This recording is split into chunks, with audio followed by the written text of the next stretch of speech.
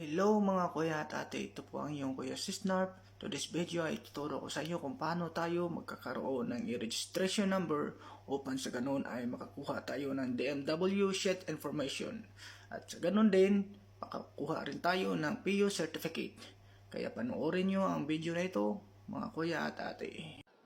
So guys, open natin Google Chrome at search natin ang e-registration.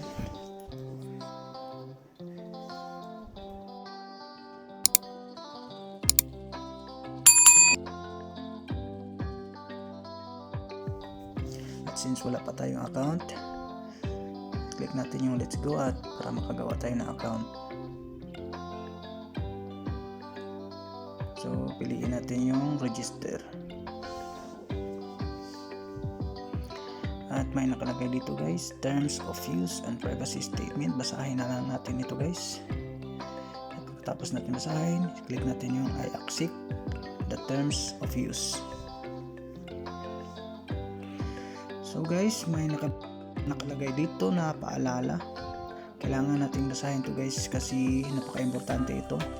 Dahil ang paggawa ng account guys ay dapat authentic at hindi tayo dapat magkamali dito kasi bawal sa POEA yung maggawa tayo ng multiple account. So para iwas mali guys at hindi tayo makagawa ng multiple account, dapat tama lahat ng detalye na ilagay natin dito guys. Tama, ilagay natin yung saktong pangalan, apelyido, middle name, age, gender, at saka yung email address natin guys. At pagkatapos i-click natin yung register, antayin natin si POEA na mag-send siya ng email sa atin. So bali ito yung temporary password at yung registration number na ibinigay ni POEA sa atin.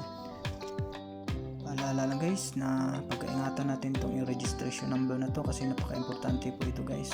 Ito yung gagamitin natin para makakuha tayo ng PO certificate. At since meron na tayong temporary password, punta tayo muli sa website at i-type natin yung registration. Pasok tayo muli, click registration. So yun guys, click natin yung let's go. At ilagay natin yung email yung nilagay natin sa pag-register.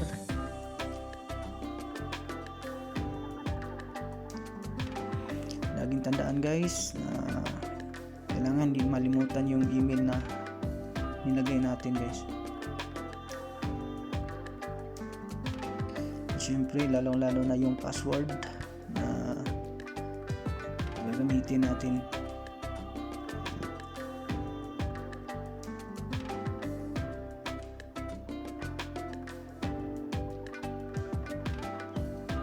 So guys, yung temporary password guys, ito yung ilagay natin dito.